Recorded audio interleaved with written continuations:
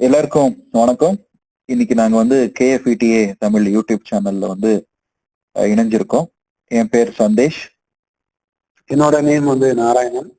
So நாங்க 2 பேரும் வந்து பாத்தீங்கன்னா இப்போ தொடர்ந்து வந்து நிறைய பொருளாதார ரீதியான தகவல்களையும், சேமிப்பு குறித்த தகவல்களையும், அதே போல வந்து பாத்தீங்கன்னா பங்குச்சந்தை குறித்த தகவல்களையும், இன்னும் பல விஷயங்களை வந்து இந்த ஒரு யூடியூப் சேனல்ல வந்து நாங்க விவரமா வந்து நேயர்களுக்காகவே சில கேள்விகளுக்கு வந்து பதில்களை வந்து அளிக்கிறது விதமாக இந்த ஒரு யூடியூப் சேனல் வழியாக உங்களிடம் நாங்க வந்து சந்திக்கிறோம்.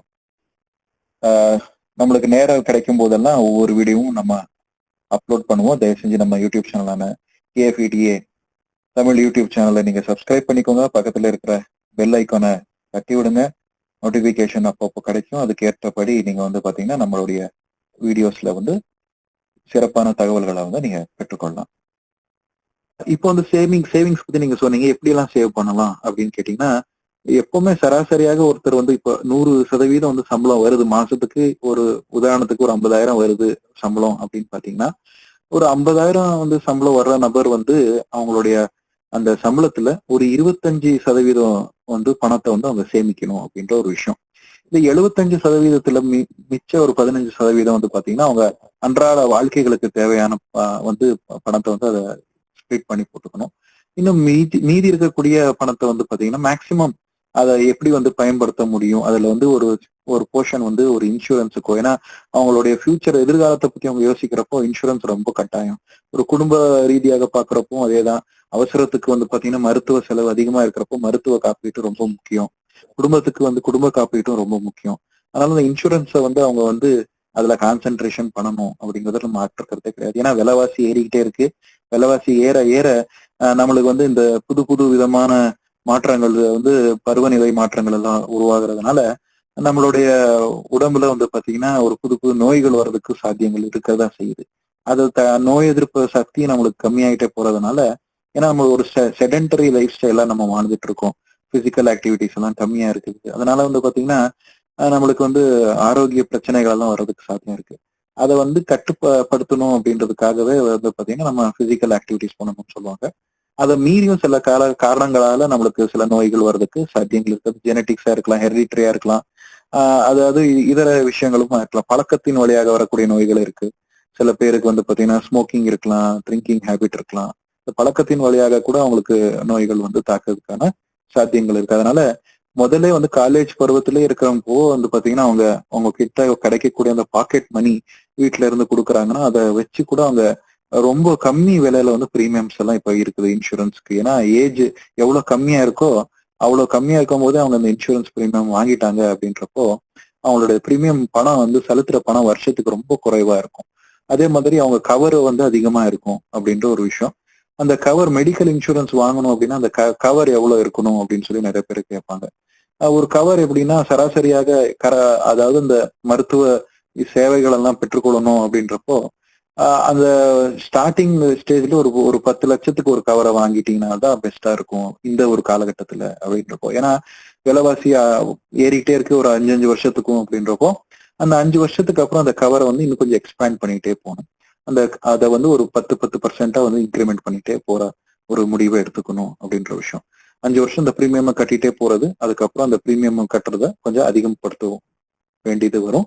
அதுக்கேற்ப இந்த பிரீமியமுடைய கவர் என்ன இருக்கு, அந்த இன்சூரன்ஸ் கவரும் அதே போலதான் இந்த 10% உயர்த்தி வைக்கிறப்போ என்ன ஆகுதுன்னு பாத்தீங்கன்னா அந்த காலகட்டத்துல விலைவாசிக்கு ஏற்ப மாதிரி நம்மளுடைய காப்பீடும் வந்து பாத்தீங்கன்னா அப்டேட் ஆகிட்டே இருக்கும் அப்படின்ற ஒரு விஷயம். இதனால என்னன்னா ஏதோ ஒரு பிரச்சனை வரும்போது அந்த இன்சூரன்ஸ் நம்ம வந்து கவர் பண்ணிடும் அப்படின்ற ஒரு விஷயம்.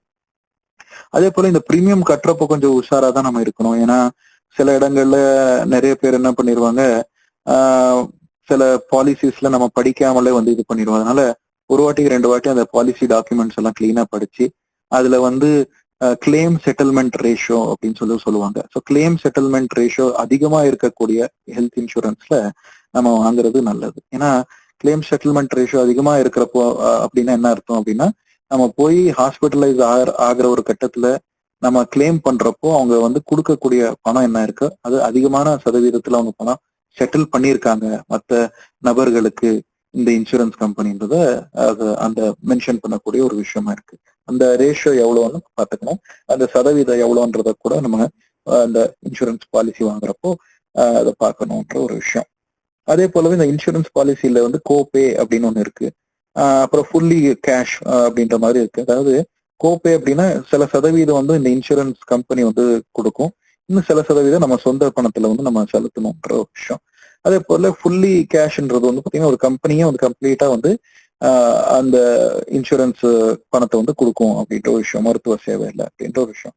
ஸோ கோபே அப்புறம் அந்த ஆப்ஷன் எதுன்றது நம்ம கிளியரா செக் பண்ணிக்கணும் அப்படின்ற இதை நம்ம கவனிக்க வேண்டிய ஒரு விஷயம்.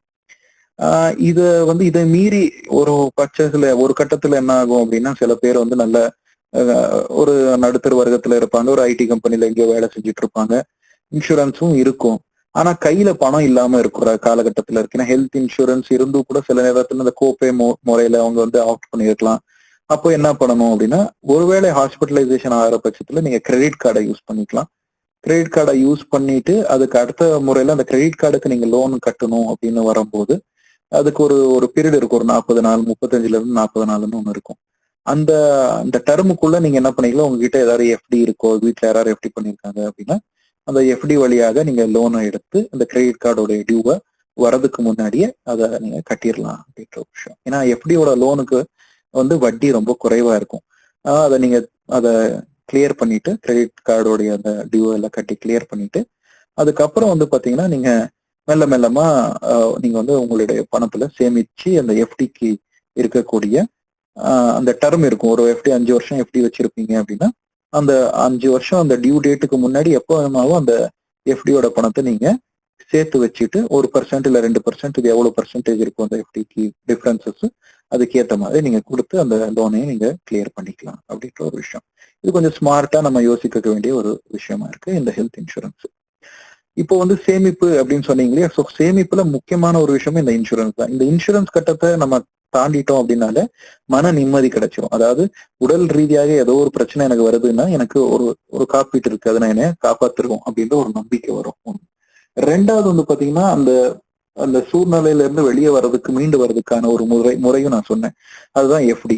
ஸோ அந்த எஃப்டியை வந்து நம்ம காலகாலமா சேர்த்து வச்ச பணம் என்ன இருக்கோ ஒரு மாசத்துக்கு நான் சொன்ன மாதிரி 25% சேர்க்கணும்னு சொன்னோம் சம்பளத்துல. அது எவ்வளவுமா இருக்கு, அது நீங்க 20,000 சம்பாதிக்கிறவங்களா இருந்தாலும் சரி, 1,00,000 சம்பாதிக்கிறவங்களா இருந்தாலும் சரி, மாசத்துக்கு 25% வந்து நீங்க சேவிங்ஸை கட்டாயம் வைக்கணும்ன்ற ஒரு டிசிஷன் எடுத்துக்கோங்க. அதை வந்து ஒரு வருஷத்துக்கு அப்புறம் அந்த 25%ன்றது ஒரு தொகையாயிடும். அந்த ஒரு தொகையை வந்து நீங்க எஃப்டியா மாத்திக்கணும். அது ஒரு 5 வருஷத்துக்கோ அல்லது ஒரு 10 வருஷத்துக்கோ ஒரு எஃப்டியா நீங்க அதை மாத்திட்டீங்க அப்படின்னா அந்த வருஷத்துக்கு ஏற்ப உங்களுக்கு வட்டியும் வரும். இந்த மாதிரி ஒரு இக்கட்டான சூழ்நிலையில கடன் வேண்டியது இருக்குன்றப்போ இந்த எஃப்டியை வச்சு கூட நீங்க கடனை பெறதுக்கு வாய்ப்புகள் இருக்கு. அப்போ அப்படிங்கிறப்போ நம்ம வேற எங்கேயோ கந்து வட்டிக்கு வந்து வாங்குறதோ அதன் மூலமாக அதிகமான வட்டி செலுத்தி நம்ம அதுல லாக் ஆயிட்டு இந்த மாதிரியான விஷயங்கள்ல இருந்து தவிர்த்து வர்றதுக்கு அது சாத்தியங்கள் இருக்கு. இப்ப நிறைய வங்கிகள்லயே வந்து பாத்தீங்கன்னா வங்கிகளுக்கு ஏற்ப ஒரு ஆப்புகள் எல்லாம் ரெடி பண்ணியிருக்காங்க, மொபைல் ஆப். அதுலயே வந்து பாத்தீங்கன்னா இப்ப எஃப்டி லோன்ஸ் எல்லாம் அவங்க கொடுக்குறாங்க. ஸோ உங்களுக்கு ஒரு 2-3 வங்கியில உங்களுக்கு கணக்கு இருக்கு அப்படின்னா இந்த 2-3 வங்கியோடைய ஆப் வந்து உங்க போன்ல வந்து இன்ஸ்டால் பண்ணிட்டு அதுல வந்து எஃப்டி லோன் அப்படின்ற ஒரு ஆப்ஷன் இருக்கான்னு பாருங்க ஆப்லயே. ஸோ டெபாசிட் லோன் கூட சில ஆப்கள்ல வந்து சில வங்கிகள் கொடுக்குது. ஸோ ஒவ்வொன்றுல ஒவ்வொரு ஒரு டேர்ம்ஸ் இருக்கும். சில இதுல வந்து எல்இஏடி அப்படின்னு சொல்லி இருக்கு ஒரு வங்கியில, லோன் எகெயின்ஸ்ட் டெபாசிட் அப்படின்னு சொல்றாங்க. ஸோ அதை பார்த்தீங்கன்னா அதுலயே அவங்க எல்லாம் மென்ஷன் பண்ணிருப்பாங்க, எவ்வளவு கடன் கொடுக்க முடியும் உங்க எஃப்டில, அதுக்கு எவ்வளவு வட்டி அவங்க சார்ஜ் பண்றாங்க, டியூ டேட்டுக்குள்ள கொடுக்கறதுக்கு வந்து சான்சஸ் அதிகமா இருக்கும். ஸோ அதனால மேக்சிமம் பீரியட் ஆஃப் டர்ம்ல வந்து நீங்க எஃப்டி வச்சுக்கிட்டு அதுக்கு ஏற்ப வந்து நீங்க கடனை வந்து பெறது ஸ்மார்ட்டான ஒரு விஷயம். ஏன்னா அந்த மேக்சிமம் 10 வருஷம் எஃப்டி வச்சுட்டீங்க அப்படின்றப்போ அந்த 10 வருஷத்துக்குள்ள நான் வந்து இந்த அமௌண்ட்டை திருப்பி கொடுக்கணும் அந்த வட்டியோட அப்படின்றப்போ குறைஞ்ச வட்டியோட கொடுக்கணுன்றப்போ நீங்க கான்சியஸா வந்து அந்த பணத்தை சேமிக்க ஆரம்பிப்பீங்க. அந்த சேமிக்க அந்த பணத்தை வந்து ஒவ்வொரு 2-3 மாசத்துக்கு ஒரு வாட்டி மறுபடியும் பேங்க்ல போய் அந்த எஃப்டி லோன் நான் என்ன சொன்னேனோ அதுக்கு வந்து நீங்க அப்பப்போ செலுத்திக்கிட்டே போகலாம். அப்படி இல்லைனாலும் ஒரு பல்கா அந்த அமௌண்ட்டை நீங்க சேவ் பண்ண பிறகு கூட நீங்க ஒரு ஒன் ஷாட்ல டெபாசிட் பண்ணாலும் உங்களுக்கு அது ஹெல்ப்ஃபுல்லா தான் இருக்கும். இதனால என்ன பலன் அப்படின்னு நிறைய பேர் கேட்கலாங்க. இதுல எஃப்டி லோன் எடுத்து நீங்க செட்டில் பண்றதுனால உங்க கிரெடிட் ஸ்கோர் வந்து இம்ப்ரூவ் ஆகும். கடன் வாங்கி கடனை வந்து செலுத்தி இருக்காங்கன்றதுனால நம்பிக்கை வந்து பேங்க்குக்கு வந்து இருக்கும். அதே போலதான் வந்து பாத்தீங்கன்னா உங்களுக்கு அந்த கிரெடிட் ஸ்கோர் அதிகமா இருக்கிறதுனால அதிகமான கடன் வந்து வங்கிகள் கொடுக்கும். சரி நேயர்களே, இந்த தகவல் எல்லாம் உங்களுக்கு பிடிச்சிருக்கும் நாங்க நம்புறோம், கருதுகிறோம். அதுக்கேற்ற மாதிரி வந்து பாத்தீங்கன்னா உங்களுக்கு சில கேள்விகள் ஏதாவது இருந்துச்சுன்னா கமெண்ட் வழியாக வந்து தயவு செய்து பேசவும், நம்மளுக்கு வந்து தகவல்களை வந்து நீங்க அனுப்பவும். உங்களுக்கு இந்த வீடியோ பிடிச்சிருந்தது அப்படின்னா சப்ஸ்கிரைப் பண்ணுங்க, லைக் பண்ணுங்க. வேற ஒருத்தவங்களுக்கும் இது யூஸ்ஃபுல்லா இருக்கும், அவங்களுக்கும் தெரியணும் அப்படின்னு நினைச்சீங்க அப்படின்னா அவங்களுக்கு ஷேர் பண்ணுங்க. உங்களோட கமெண்ட் ஏதாவது இருந்தது, நீங்க தெரிஞ்சுக்க வேண்டியது ஏதாவது இருந்தது, உங்களுக்கு கொஸ்டின் ஏதாவது இருக்கு அப்படின்னா அதை வந்து எங்களோட கமெண்ட் பாக்ஸ்ல போடுங்க. அதுவும் நாங்க வந்து எடுத்து டிஸ்கஸ் பண்றோம். உங்களுக்கு அது யூஸ்ஃபுல்லா இருக்கும் அப்படின்னு நாங்க நம்புறோம். தேங்க்யூ.